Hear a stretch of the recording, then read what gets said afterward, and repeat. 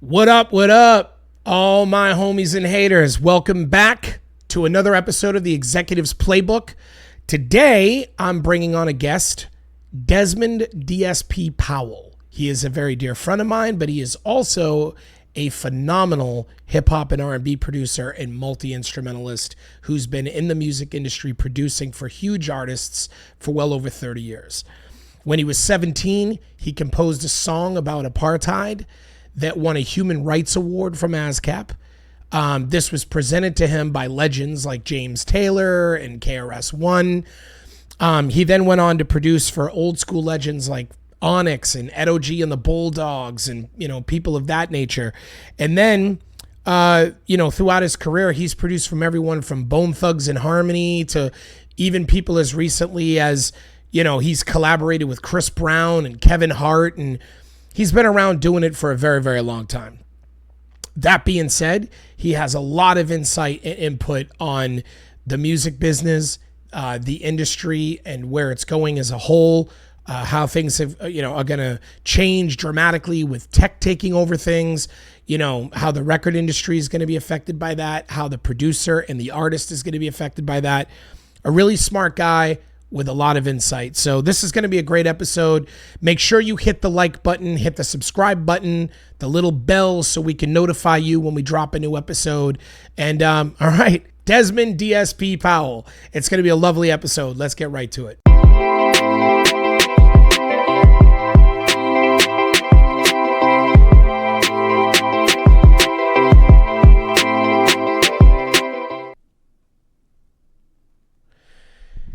Desmond DSP Powell, how are you doing, big dog? Hey, doing well. How you doing, fam? I'm doing good. Thank you for coming on the show. I've been wanting to get you on here for a while, so I'm super happy that you were able to find the time to do it. So I'm super grateful for that. Thanks for having me. No worries. So listen, you've had a long, prestigious history of being a producer in the hip hop industry. I did a segment at the beginning that let the viewers know a little bit about who you've worked with and the people you've worked with. Everyone from Jamie Foxx / Chris Brown to Bone Thugs-n-Harmony to Onyx.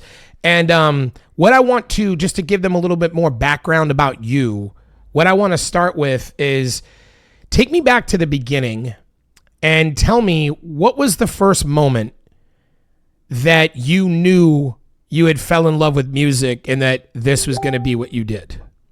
When did that happen? Yeah, that happened really early on as a child. Even back when I was a toddler, it was all about music. I remember even having pictures of seeing me as like a 2-year-old hovering around the record player with headphones on. And I even, just remember always loving albums, vinyl albums, and just being around albums and listening to them and letting them entertain me. And really, really getting into the DNA of those albums by, like later on, just reading the albums and the credits and the thank you notes and everything that's involved, with the albums really inspired me to just know that this is what I wanted to do. It was about albums. It was about actual performance of music and seeing music being performed on like a weekly basis, being that, my mom had me and my brothers in church every Sunday. So, I was inspired by, the music I was hearing and the messages through the music and the effects it was having on people and the effects that, I didn't understand the profound effect it was having on me at the time, but I knew I was drawn to it.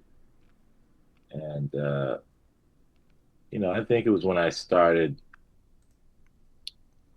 into like production is when I really knew that this is what I wanted to do. When I got hands on with it and saw that I had a knack, for certain technical things involved with it, it kind of solidified like, wow, this is like something that comes naturally and something I can you know, thrive within and also give, give back through.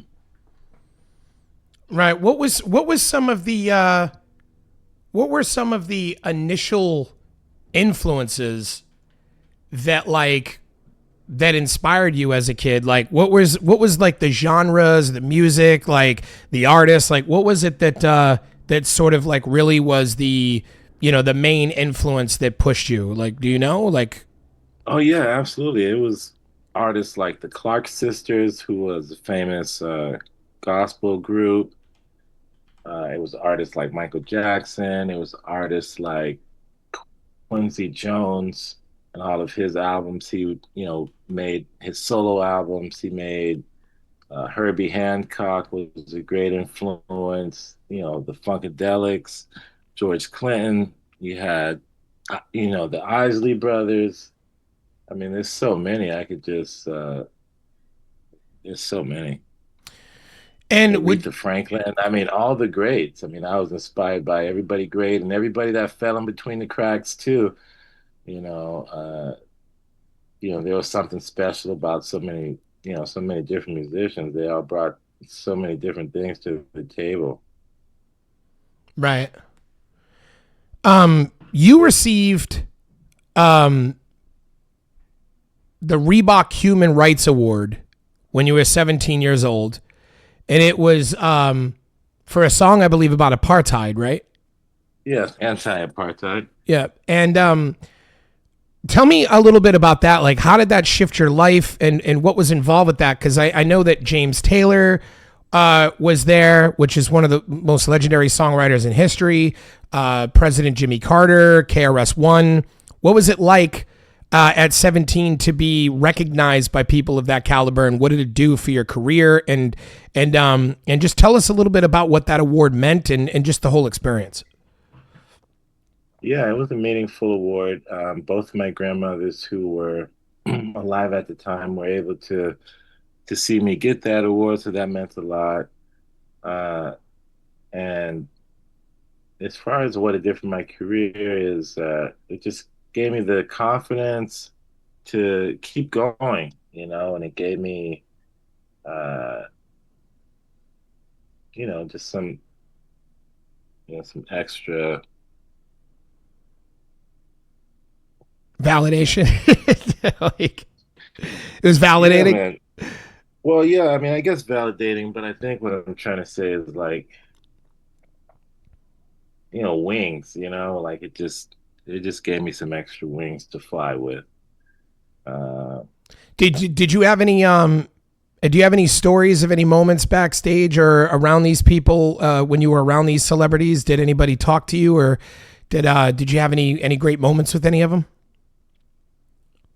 I didn't. Well, there was one time I did run into KRS-One because we went out to a celebratory dinner in Park Plaza, Boston, at Legal Seafood. With my grandmother, my mother, and the singer from my band who actually sang lead on the song.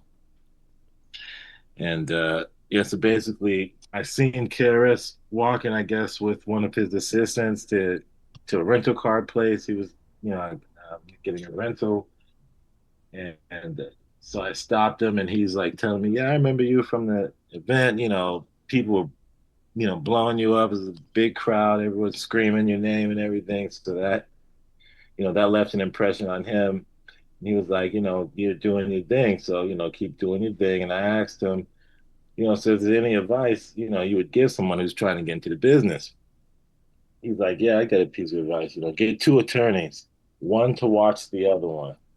And and basically he said, all right, I think we might have exchanged, information or something, but then that was the end of the conversation. But that was that one interaction I had. And actually inside of Legals, I also seen Lou Diamond Phillips, the actor, and he attended. So we exchanged words, and handshakes and good wishes. So that was nice. Nice. Lou Diamond Yeah. Phillips. That's a name I haven't heard in a minute. Yeah. Right. Yeah. I'm curious, like, you've worked in some great recording studios. I know you worked in the Stankonia studio. But when it Yes, comes, before it was Stank Onion, it was Bosstown Studios. oh, I see. Yep. Okay, so Bosstown became Stankonia, but you Yep. worked in it when it was Stankonia. I worked on it. I worked in it when it was Bosstown, when it was owned by Bobby Brown. I see. I see. What was there anything special about that particular studio? Was there like an extra magic because it is a legendary classic studio? Well, at the time, I remember it was the only studio in America that had a 96 channel SSL recording console. Wow. So it was like so long. The recording console, like, had all these consoles kind of connected to each other, but it was like really long. It was like super long. Like nowadays, you see consoles like that inside of film studios for post production work and stuff like that. But yeah, back in the day, it was pretty amazing to see such a big controller. It was like 96 channels, like I'm saying. It was so big. And it was just a great room. It had great ambiance. It had a live room. It had like little smaller rooms for production as well. Uh, yeah, it had a If nice vibe. in your long and prestigious career of producing for so many different people throughout the last 3 decades, what would you say is your favorite recording studio that you've ever worked at, and why? Yeah, I'm gonna have to go with Larrabee West. Yeah. Okay. Larrabee West and basically West Hollywood. Um, it just had, I mean, when I worked there, it had the cutting edge, SSL at the time. I think it was the only one in America uh, at the time that we were working on it. And That was the K series, right? yep, that was okay. Yeah. Uh, I remember when you walked into Larrabee West, there was like the initial front desk, and then there was two rooms to the right, one on the left and one. Well, when you turned right, there was a door to your left and a door to your right. yeah, I forget what they were labeled or what they were called, but um, out of those two rooms, my favorite room was the one that was to the right. yeah, okay. Yeah, do you know what I mean? Yeah, it was the smaller one. It was the smaller one, yeah. I Yeah, believe that was actually the one that Tupac was said to have gone. Those two rooms. Somebody had told me that the reason why he had so many recordings after he died was because it was to the point where he had beat makers in one studio loading a track while he was laying vocals in the other one, and then when he was done, he'd come over, start laying vocals on that track while a producer started loading another track in the other one, and he just kept going back and forth, back and forth, back and forth. right. Um, like just recording That's it, huh? that's prolific. That's prolific. Pac was prolific, man. Yeah, he was a worker. I think one of the things missing from the hip hop game today is definitely the work ethic that a lot of hip hop artists used to have back in the day. It was work. I mean, the people that were really good at it that wound up really successful. It's not easy. It's not easy Yeah. to like produce a lot of content, memorize a lot of content, and really put Oh on yeah. you Oh know yeah. yeah. It's a lot of like nights in the studio and days in the studio that are not glamorous. You know, Exactly. everybody thinks the music industry is so glamorous, but that's until you actually go to a recording studio. You see engineers that are working at recording studios making $15 a week, sleeping at the studio. Like, I mean, there's all kind of stories. It's not glamorous, but that's where the real magic happens. Like, I mean, there's no Grammys, there's no live, there's no nothing until you get it right in the studio, you know? Yeah. So here's a question that I really wanted to ask you, and I'm actually I want to know this for myself, actually, like more than anything. I've always wanted to know this, and I don't know why in all the years I've been friends with you, I've never asked you this, but when you're making a track, what is your process? Do you start with drums? Do you start with a musical melody? Or what do you start with? When you're making a track, or is there no real rhyme or reason to it? Or is there when you're in the creative process, do you have a rhyme Yeah. and reason? Huh? Well, I mean, yeah, good question. Well, it happens all kind of ways. There's no set way, that something can come to life. It might, there's lots of times when I just start with a hi-hat and a snare drum and then move to like keys, or you know what I'm saying? Or might have the keys already and then lay the drums, or might have it as a whole thing inside my head where I, made it with my mouth and like beatbox the whole thing out and then transfer that to, start producing it from, track by track. So, it all depends. It could start with like a melody of a song, it could start with a sample that, ends up getting taken out and not even used, but that could be like the inspiration to it going somewhere else. Because there's plenty of times where I started with a sample, and made drums, and then look, take the sample away, and then make totally new music. You know what I mean? So it just all depends on what the vibe is asking for. But I think to be able to go with the flow and to be able to be open to real time criticism from yourself and from like the universe to Mm, know like, is this vibing or not? And if it's not vibing, look, just start over, right? Or right. just, or fix what's not vibing, take this out, because some tracks I've also learned work better by like, everything doesn't need a kick, snare, and a hi-hat. There's some tracks that work good with just a kick and a snare and no hi-hat, that gives it more of an open and better vibe. So it's just about being aware of like how things actually are feeling, as opposed to you know having some type of formula of, okay, it goes like this and it goes like this and like that Right. formula should that That's how you that come up doesn't. with a formulaic sound, right? Yeah, right. It doesn't hold up. You gotta like go with, you gotta be led, you gotta be a vessel, and I think if you open yourself up to, you know, the well of infinite understanding and the well of infinite knowledge, you'll be able to have infinite creativity. Right. Um, so is there any beats that you've made that that maybe never saw the light of day, but that you feel is some of your absolute best work?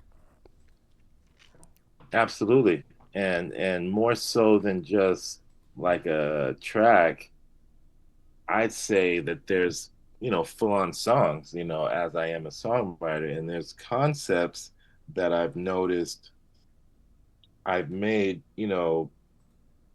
previously, like even, decade old ones, right?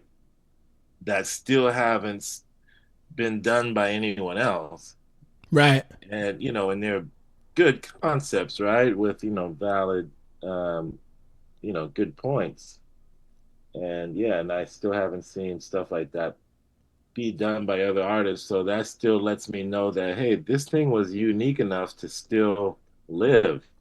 And this thing is still unique enough to be new, if done right, and even if altered in some way, there may be some things you need to, alter, but it's not about dating your ideas or throwing them away. It's about putting them and where they can be stored and and going back to them when when they need to be exposed, Well, I think or like if too. you need inspiration, for something, and you always have a vault you can kind of like go to. Yeah, I think that what the only thing that dates a track really is if you made it with dated sounds. If you didn't make it have, some music just stands the test of time. Like when Sure. you came through But here, even some of those dated sounds can could even have like a come back in place. style. Like they could come True. back in style, right? Yeah. So, but You know, actually, yeah, actually, a perfect example of that is what was that Netflix show that all the young kids were watching there? That was like the sci-fi with the girl that was Stranger Things. yeah, Stranger Stranger Things. Things. Like Yeah. that brought back that weird that 80s It cheesy yeah. like Casio Yep. keyboard sounds. Sure. That Yeah, all of a yeah. sudden became super popular again. The analog keyboard. Yeah. The analog keyboards, the Moogs and the yeah, all those guys. Yeah, so if somebody had made something, years ago using that music, which somebody did. Black Mirror made a TV show or a movie. They made a movie. I forget the name of it. It was a funny name, but it was one of those. It was a really cool idea because it was a movie you could watch and you could click. You could like the scene would pause and you could make a decision for the actor, and then it would result in different. Everyone saw the movie Oh different. yeah. Oh yeah, totally. Really wild. There was a song that was in that became ridiculously popular again, that was a hit in London, in Britain, in like 1982. And it wound up super popular again because of that movie. Or another example is Dreams from Fleetwood Mac. Was the number one song in the world in the 70s when it came out. And then because of the internet and, a Latino skater riding down the street in California, drinking milk and skating, and the video went viral, listening to Dreams, and it became so popular that it hit number one on the charts again 40 Yeah. years later. Yeah. Yeah, look at that. That's what I'm saying. That's really nuts. You know what I mean? Yep. And let me ask you this: like, you have done production for movies and TV, and you've also done production for artists. My question to you is this: like, obviously, I know that there's two different ways you could produce for an artist. You could produce for an artist by sitting in a studio by yourself and coming up with the musical concoction and then sending it to the artist. Hey, do you like this? But then there's also the going in the studio with the artist and coming up with music with the artist or whatever. But what I want to know is, what do you enjoy more? Because when you do film and television, the only person that you need to be concerned with feeling what you're doing is yourself. Right. Whereas like in the other area, you have to worry about the artist and what they're going to like or not like or fitting to what they do. Do you like the challenge more of making something that works well with an artist, or do you like the freedom more of being able to make what you want and what you feel when you're producing for television and movies? Well, there's a difference because, when you're doing for television and movie, now, if I just want to have a catalog of instrumentals, okay, that can be used for sync placements in TV and film, okay, obviously I don't need anybody around to do that. But then there's also sometimes when I'm getting requests from a movie company or production company for a specific thing. So then they want, something like this because look, they don't want to pay, Kanye West, to clear this, you know, placeholder track that they have in their movie. So they request, for someone to come up with something similar to it. You know what I mean? So that's something they do a lot too. So So that can kind of bend your freedom will right there a little bit. exactly. So that's not so fun. I'd rather just be like, okay, here's a playlist of like all of my instrumentals, and you guys and all the music supervisors can pick from them and use them however they want. But as far as when it comes to like remaking somebody's track or something, I'm not into that. So I would have to side more with working with the artists and coming up with songs from scratch that really have sustainable power and not just feeding the need of the greed basically of a production company that wants to use something like this but doesn't want to go to the original, place where, they can actually get it because they don't want to pay, astronomical sync fees. Hmm. So, yeah. Yeah, I could see that. So I feel like when you're working, well, I mean, it would seem that what you're telling me is that there's a certain the idea of being able to just make a composition without having any guardrails and having the freedom to do something that you want is kind of the most enjoyable. I know when you and me have worked in the past, and we have many times. You're my favorite producer I've ever worked with in the industry. And I say that live on my podcast channel. And I've worked with a lot of great producers, and this is no insult to any other producer. I loved working with them, but there is a certain type of thing that gets created when you and I get together. And I have always I like the process when I've worked with you in the past. And sorry about the loud car that just drove down the street. I like working with you because I like I like it where I say, all right, Des, I give you like an idea of what I want the whole project to be. I just give you a direction. And that's about the gist of it. But I like just letting you do what you do. And then you coming back to me with 30 tracks going, these are all my visions. What do you think? And then I get to choose which ones I like or don't like. But I feel like it's so much more collaborative that way, as opposed to sitting there over the shoulder of the producer and just really trying to over dictate what you're looking for and really stifling their creativity. Totally. Have you ever Yeah, had anybody do that with you? absolutely. I mean, Ugh. that can be, um, you know, counterproductive. Yeah, I would think so. I would think so. I would think so. Like it would really suck the life out of the track. Yeah. Um, and speaking of the track, another question I would like to ask you is that there's people that go into the studio with in mind that they want to somehow create a successful record. Meaning, like a lot of times it's pressure from record labels, management agents, whoever's involved is like, you need to go in there and make something that we think will be marketable or sellable or whatever. But then there's the question of remaining cultural and relevant and artistically creative with and having integrity to your art. So how do you handle the balance of making sure that when you're working with people that you're maintaining artistic integrity while at the same time also developing a track that might have some commercial appeal? Yeah. Well, it's about understanding what the artist is trying to deliver and helping the artist get to that point. And also, it's just about not getting into a box with it. So, in other words, you think that if you go into a studio with an idea like, hey, we want to make a successful record, and this is what's successful, or these are the guardrails of what's successful, that it's going to box you into creating garbage, basically. Yeah. I mean, it's about defining the artist. We have to define who the artist is, what the artist is trying to do. Once you nail that, the records this particular artist should be doing should just, it should be a no-brainer. You should just be able to see that, it should be so clear.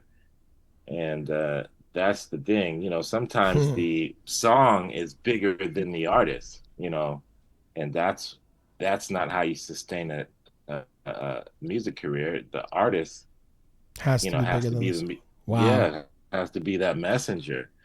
And it's just like a character in a movie. Like if you're casting for a movie, it's like sometimes the script gets in the way because it's like if you know a certain character, like what this character is going to do or not do.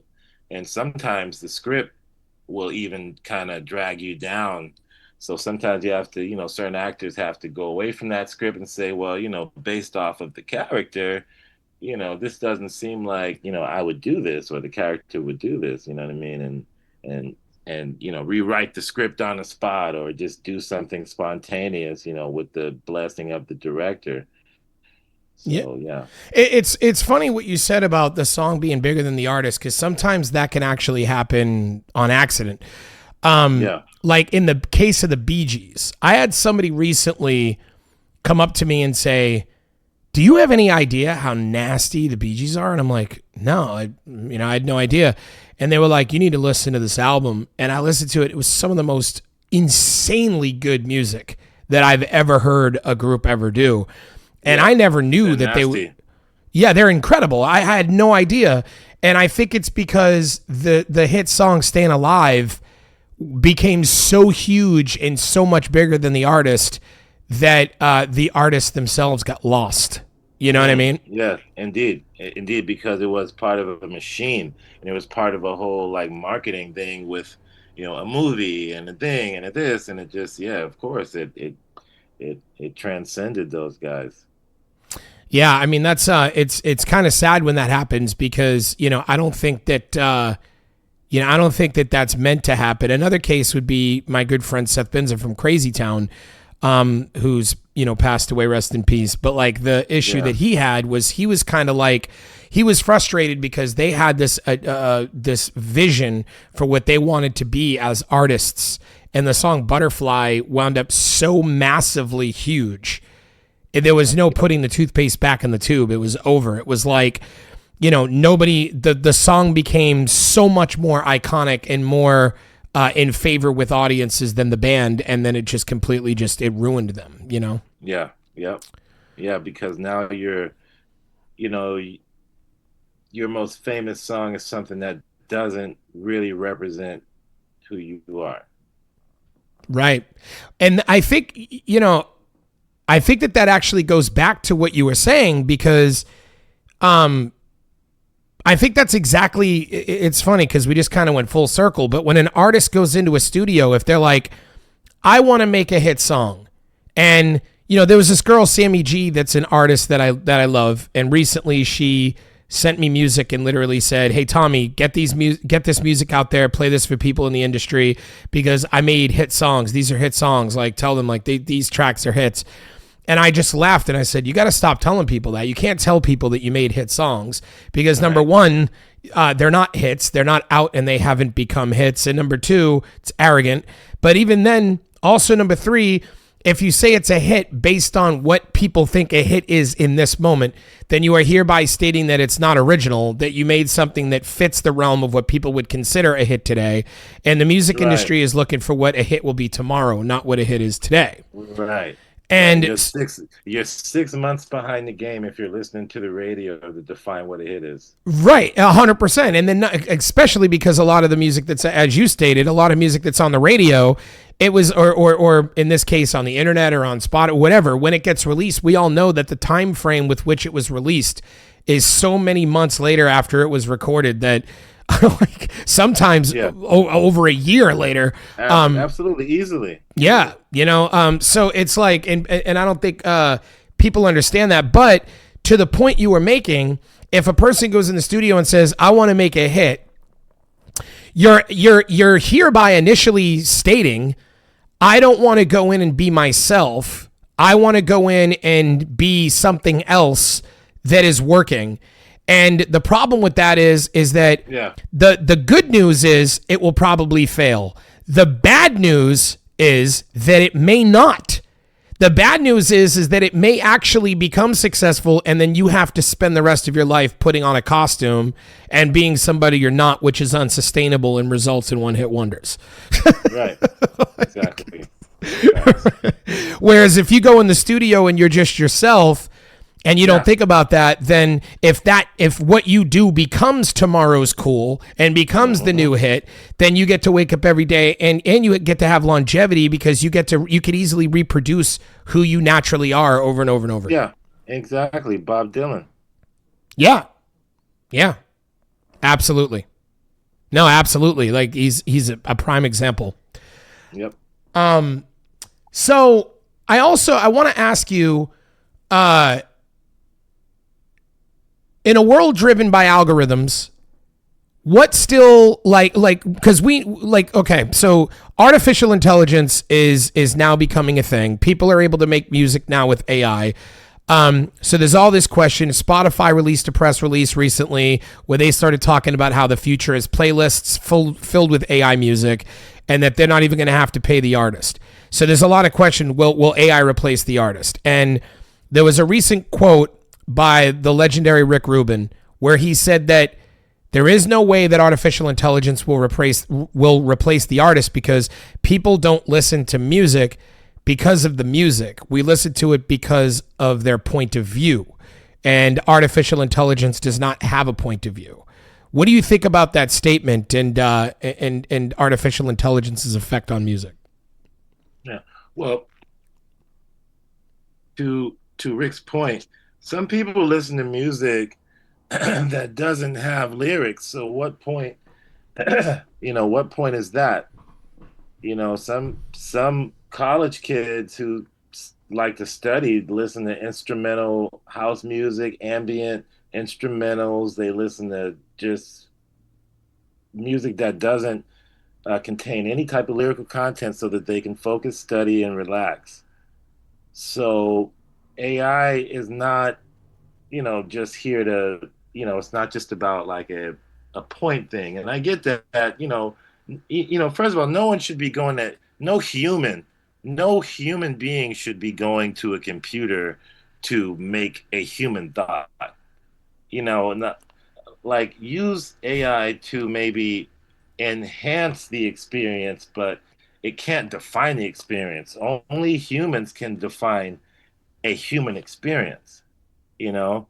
So when it comes to, his point, I think he is right, but at the same time, we have to address AI music as well. In the instrumental. Well, Yeah, that's a good point, because there is two different things here. I mean, you do have music that is the artist, and then you have music that is the instrumental, and that's totally 100% valid. And I think what Ruben is saying definitely is only to the one side, where people listen to music because they relate, they connect, right? They have a connection with the artist. The artist has a perspective that they can relate to, and there's a yeah, connection through music. yeah. And they own a place, and they own a place in their brain. In their brain, right? And so Yeah, they basically say, "Hey, man, this person's like me." We know that AI can't do that and can't replicate that, because AI is a machine. So AI has not lived in poverty. AI has never been arrested. AI has never been discriminated. discriminated against. AI has never ate in a soup kitchen or been homeless on the streets. AI does not have real experiences. So to try to relate to a computer's to try to relate to music made by AI is like no different than finding out that somebody is a fraud. It's no different than somebody pretending that they have a story that they don't have. It's no different than AI doing it. On the instrumental Catfish. front, huh? Musical catfish. Musical catfishing, 100%. Exactly. That's a great term. Whereas like AI on the other, instrumentals on the other hand, whether you're talking about instrumental music, techno music, or whether you're talking about scoring, for films and television, any of that stuff, that does seem to be getting threatened by people's ability to have AI generate these instrumentals. Now, I have messed around with this just to see what it can do, and I was not very happy. I don't think that it was very good. I don't think the sounds were great. I don't think any of it was very, very bad. However, what they're arguing is that it's going to keep getting better and better and better very rapidly. So what are your thoughts on that? Yeah, I think it'll get better, and I think it'll be used by, the type of people who want to cut corners, maybe for the betterment of their business, or maybe just because, they want to see the downfall of an industry. I don't know. But I feel as though there are a lot of filmmakers who want to be able to take a lot of, uh, you know, take more power into their hands as far as like, all right, I don't need actors, I don't need musicians, I'm, I can just create this, and without this person and without this. So I don't know. Um, I think it's going to become more prevalent, and I think it's, it may get in the way of certain things, but I don't think it's ever going to threaten, uh, you know, musicians to the extent of extinction. If anything, it'll make, like if it does become super popular, like I really feel it'll make, musicians even that much more valuable. It'll like raise our stock up, in other ways. So if you're a creator and a human creator, like it's it. Like it's fine. You can be a creator, but are you a human creator? Right. Yeah, I mean, I feel like, human beings yearn to connect with other human beings. It's a part of our biological nature, and it's impossible to connect with a machine. So I feel like even if it can be replicated, even if a computer can replicate music, it's still going to inherently lack the humanity that makes it relatable in any way, shape, or form. I also think that quantization is going to go out the window. Auto-tune is going to go out the window. This is just my own theory, but I think that it kind of already is. Yeah. A lot of artists that I knew about 3 years ago that were all in tune with the current sound, auto-tune, heavy quantization, like all these, trap hats, a lot of the same kind of whatever, even on the rock side. It's like they were all like, oh, we're onto something. Like, yeah, we're doing the same thing that's hot right now. We're on the cutting edge. But then I don't think they realize that what's blowing up right now on social media, what's blowing up on Instagram and TikTok and social media, like everywhere, is human. Like, or the most basic, like a kid sitting on like a rock by a waterfall playing an acoustic guitar and singing with no special graphics, no recording sounds, nothing. Like, and these videos are taking off because people are starting to get sick and tired of how people who do not have talent can use these mechanics to cover up the fact that they don't have talent. And I think we're rapidly heading in a direction where things that are they want things to be underproduced and way more muddier and way more real now than they ever have before. So now all these artists that I knew a couple of years ago that thought they were on the cusp, they're all failing right now. None of them are doing great right now, and they don't know why. And I'm like, because it's kind of the rug was just pulled out from under your feet, man. It was a culture shift, big time, and very fast and very rapid. Absolutely. What was acceptable yesterday is no longer acceptable today. And what will be acceptable tomorrow will know. You know what I'm trying to say. Yeah. my brain got cooked there for a second.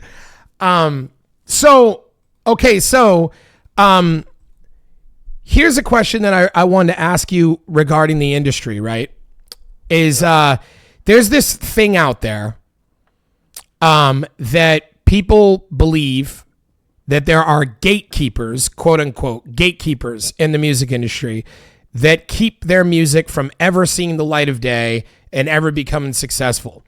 As someone who's had a long and prestigious professional career for 3 decades or more in the music business, is that true or is that a facade? Well, I believe it to be a facade. I think there's equal opportunity for everyone who has something to offer. Now, if someone makes someone believe that they have power over them, then guess what? Yeah, they have power over you because you believe it. But other than that, I mean, if you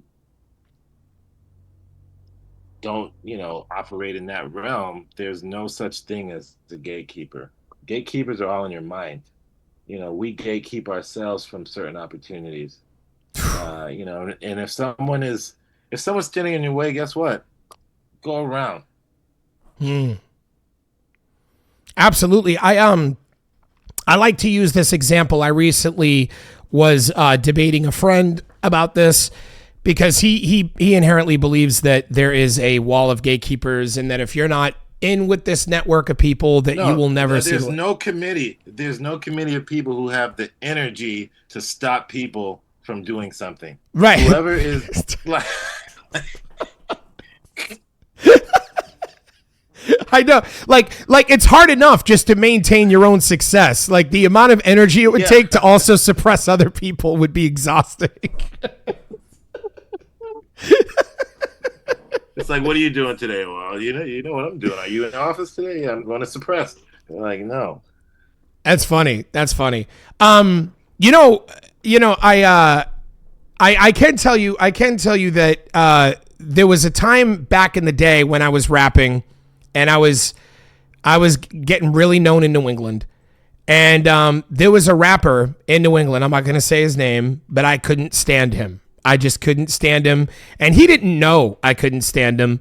It isn't like he knew it, or whatever, but I just never liked him. He rubbed me the wrong way all the time, and I just didn't like him. And then one day I went into a radio station that was like the number one hot rap radio station in my city.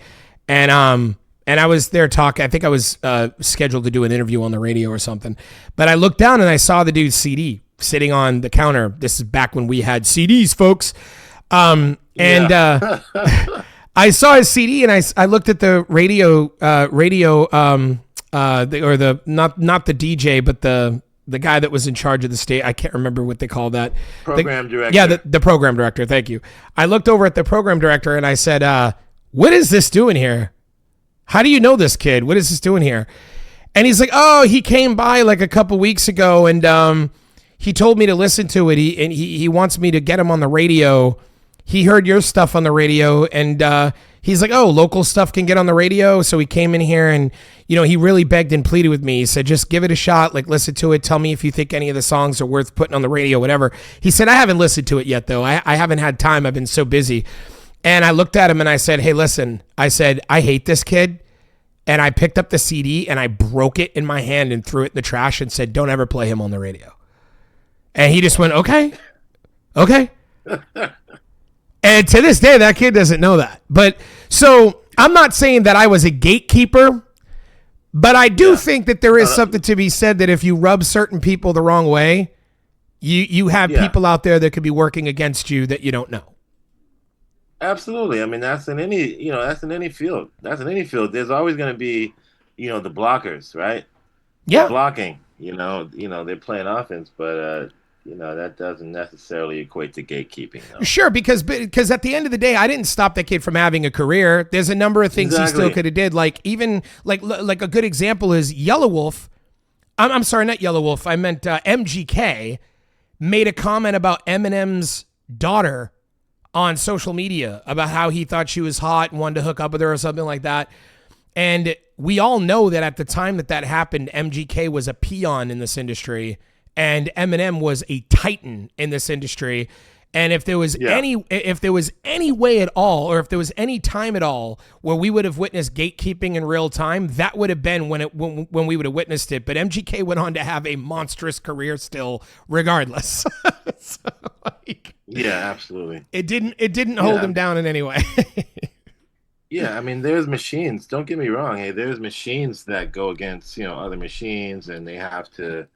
Okay, this guy's marketing this thing or this movie's coming out, so let's not use our, marketing prowess on, putting out this right now. Let's wait till this dies. That it's strategy, but I don't believe in the whole gatekeeping. There are strategic people out there, who move, a certain way, and that's in any industry, really, or any facet of life, right? Exactly. I know I saw an interview with Jimmy Iovine, and he had said that everybody wants to, a lot of times the artist wants to blame the people in that building. In a building, they point at a building and they say, that building is why I didn't have a career. And the truth of the matter is that they just don't want to come to terms with the fact that they didn't make music that was fire. And I have seen it time and time again when an artist who had no record label, who had no clout, no money, made a song that was so fire that it just exploded. A perfect example of that is Post Malone's White Iverson. Post Malone did not come from money, Like, he did not have big time money being pushed behind him. He was just a guy making music, putting songs out on SoundCloud. And then he releases White Iverson and it just explodes.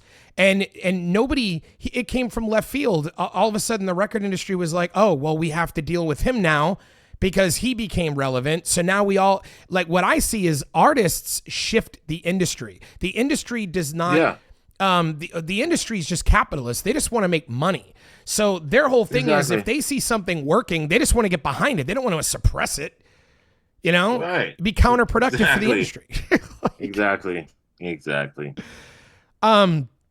So chances are, if your music's out there and nobody's listening to it, it's not because the industry's holding it back. It's because you suck. And you have to come to terms with the reality that you're just not making music that people want to listen to. Or they don't know you exist and you may need a little marketing push. It could be that too. But again, and this is something that in my debate that I had with a friend of mine recently, this is what I tell any young artist. If you can sell out one show, there is zero excuse for why you're not a national or globally recognized artist. It's only your fault. If you can sell out one show. And they always go, how does that make any sense? But I tell them, because if you can successfully, first of all, there's no one with no talent. There's nobody out there who has no talent and no marketability that could sell out a show. It's not possible. Even if you're not making good music, like even if you make extraordinarily bad music, there's got to be a reason why people like you, or there's no way you sell out a show, right? So there's a reason why they're there. So if you could successfully sell out a show for whatever reason, whether it's because you're really good or it's because there's something marketable or likable about you, there's no excuse for why you can't take the money you made from that show and promote another show, make another music video, put a little money behind another song you just put out on YouTube, and continue to keep on recycling the money, do another show, make more money, put that into more promotion and advertisement, more marketing, to where eventually you just keep putting it out and putting it out. And the person who I can point to that has done that now, and I'm sorry for going off on this rant, but this is like, I'm very passionate about this whole thing. Yeah. Token has been around. The rapper Token has been making music since he was 13. He started 10 or 11 years ago, and he is not from money. He was not in the industry. He had no one around him that was connected. He was just a kid way on the outside, and he would make music. And he would do shows around Massachusetts, and he would sell out a show, and he would take his money and he would invest it. Let me make another music video. Let me put a couple $100 behind promoting the video and the song. Let me just keep putting this out. Let me keep doing. And he just kept doing it. He never wavered. He never changed his sound. He didn't try to mimic what's new or what's hot in the game. He just kept doing him and focusing on him. And now today he has the #1 song on the hip hop charts. It took him 11 years, but that is how he went from one sold out show to being a global sensation. And the thing is that the work ethic that it took for him to do that across those years, 99% of these rappers are not built for it. And that's why they actually will never succeed. Not because there's gatekeepers, because they lack that work ethic. Consistency. Absolutely. Or passion even and drive. Or even just like a lot of people want to live like they're already famous and they're already there before they've actually made it. So if they go out and sell out a few shows, they want to get the chain already. They want to drive a nice car and be like, look at me, I'm a rapper. And it's like, bad move. You could have taken that money and promoted your songs to make more money on the internet. Yeah, no, exactly. They just want to be the man in their hometown. Exactly. And they're okay with that. And they're okay with that. It's and that's fine for them. And 20 years later, they could just be like, yeah, man, people know me around here. I was like a big local, and it's like, and that's what they'll wind up. And that's because to do anything on a real level, I was telling Sammy G this. I said, are you aware? I said, you always talk about how you want to be famous. I said, but are you aware? Because I hear you talk all the time about how you wake up and you're like, I need to go to the gym, but I just don't feel like it. And my house is messy because I just don't feel like cleaning it. And it's like, and then you talk about how you want to be famous. Like, if you can't even muster up the energy to handle basic responsibilities like that, do you have any idea what it's like to have to go and do an interview on Jimmy Kimmel, to fly from Los Angeles to New York because tomorrow in 7 hours you have to do a live concert, and then that night you have to leave town that night to go to Florida because you have to go do an interview at some magazine, or you have to go to some nonprofit event that you got to give a speech at or whatever. You're not getting any sleep. You're constantly on planes. You're constantly, and keep in mind, you're dancing and singing and performing on little to no sleep. Like, I don't think people understand that success is work. No, it is. It is. It totally is.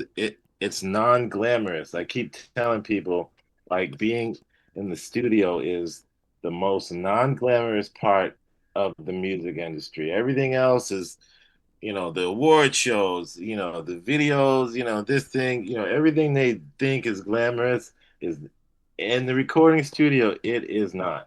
Okay. People in there, long hours. You got engineers who, sometimes have to live in the studio. They're making less than $30 a week. It's like a real grind. It's a real grind. You got labels who are net 90ing, it's like a net 90. So the studio's not even getting paid for 3 months, with, purchase orders. I mean, it's a nightmare. Yeah, I mean, it's like, it's so true, dude. And but it's just like everything else. They only see what's on the surface. They see the beautiful bodies, the makeup, the hair, the glamour, the lights, the camera.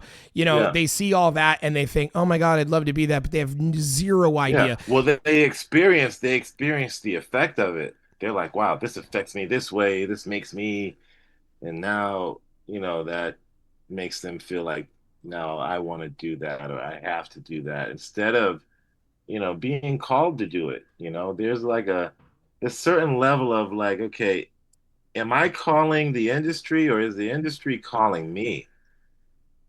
There's a certain level of that. Oh yeah. Right? Like, which one is it? Like, am I just wanting to be, or are they wanting me to be? Yeah, like, do opportunities just show up on my, doorstep constantly, It's funny you said that, because I just had this conversation with Sammy about a manager, because she was talking about a management and some guy saying he wanted to be her manager. And I said, this whole thing with management just got so blown out of proportion in the music industry, because the whole idea of a manager is that you yourself start to do shows, show up places, you make calls, you try to get in the door, you try to get interviews. And when you start to get successful and your music starts to become popular and you become high in demand, that it becomes too much for you to manage. So you hire a manager who gets a percentage of what you're already making to help you manage it. Right. And this idea that they come in and go, I want to manage you before there's anything to manage, is just ridiculous. Yeah. And then the manager manages to fuck everything up. Most of the time, because when you're not anybody yet, and you tell somebody to talk to your manager, that is a big time. I mean, like, no, that's that prima rubs donna people. status. No, that's prima donna. That's prima donna. Yeah, 100%. It closes doors. It doesn't open them.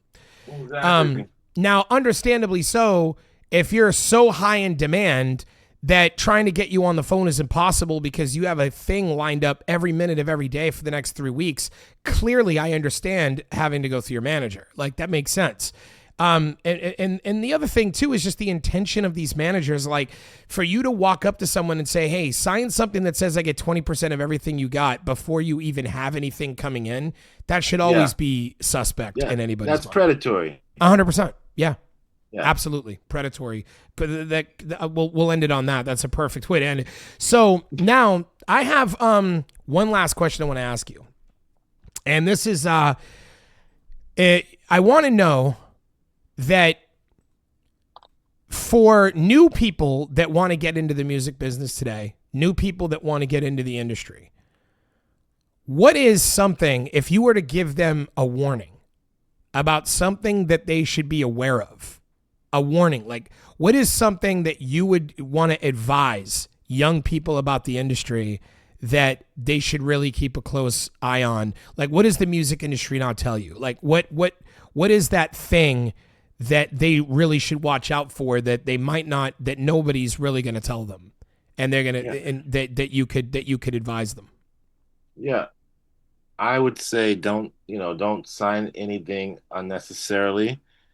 And also, you own all of your writers, you own all of your publishers until you sell it.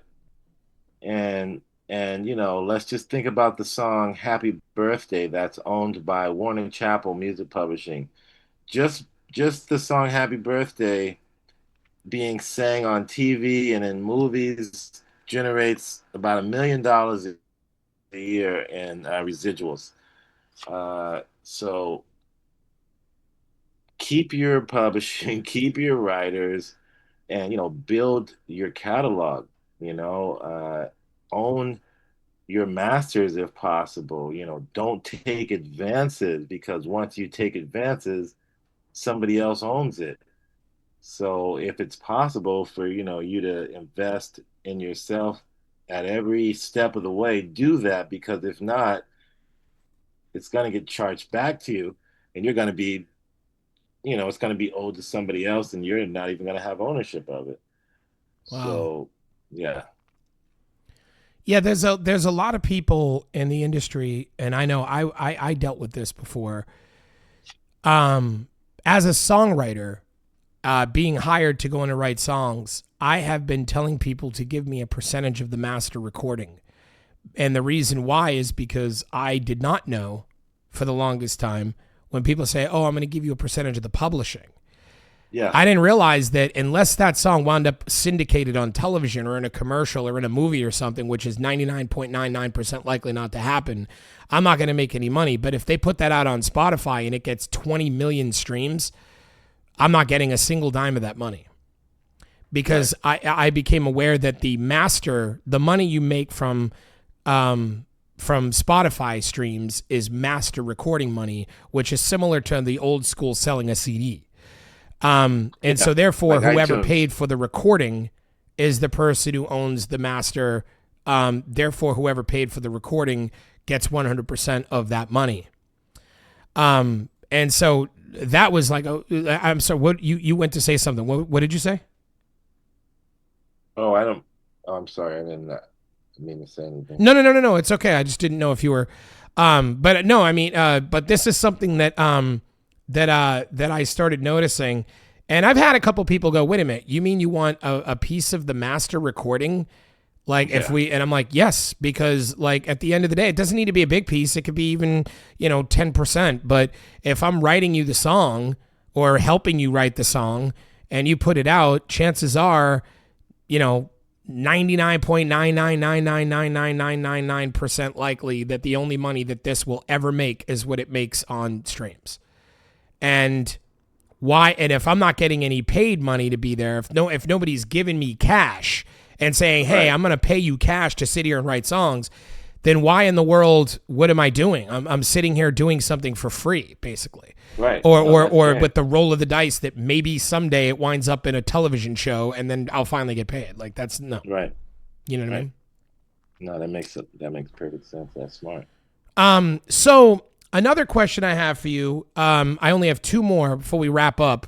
One of them is that at the end of every podcast, I ask the guest to give me a question to ask the next guest without even knowing who they are. I don't tell them anything about the person or nothing. I just say, give me a broad-based existential question that you would like me to ask the next guest.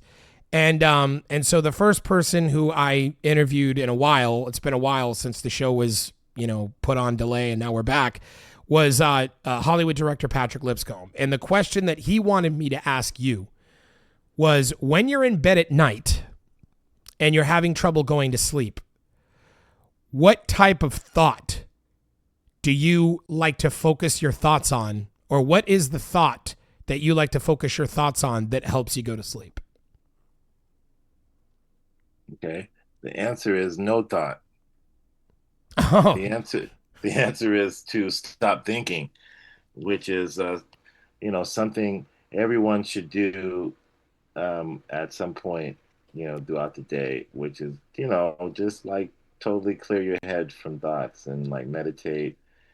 And yeah, and it's hard to do because, sometimes you try to do that and then you're thinking about not thinking about something. But I like to bore myself to sleep, basically. Nothing wrong with that, man. So Yeah. the last thing I'll ask you is, without me telling you who my next guest is, and again, you not having any idea who it is, what is a question you would like me to ask them? Yeah, I would like for you to ask them who is their, just name the top five classic rock albums of all time.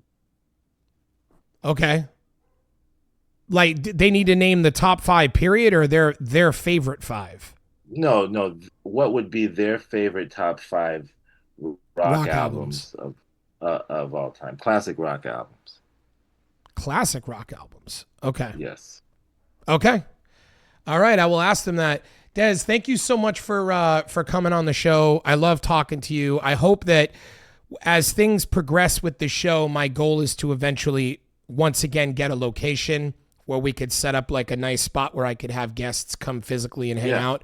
So hopefully we that'd can be bring sick. you on again in the future, and we'll Oh, actually definitely. be I look sitting in the forward same to room. it. Yeah, man. Definitely. That's gonna be sick. And yeah, thanks for having me on. No worries, man. I Desmond love Diaz what you're Powell. Now, doing. before we let you go, is there anything that you would like me to promote or shout out before I let you go? Are there any links you want me to put under the video? Anything you want to tell the audience to look out for with you, or a social media, anything? Not at the moment. We'll make some, announcements pretty soon. And as far as a message to the audience would be, you know, be kind and don't kill anyone today. Okay. Sounds good. All right. I love you, D. Have a good rest of your night. You too, man. Thanks for having me, bro. No worries. Thank you for coming.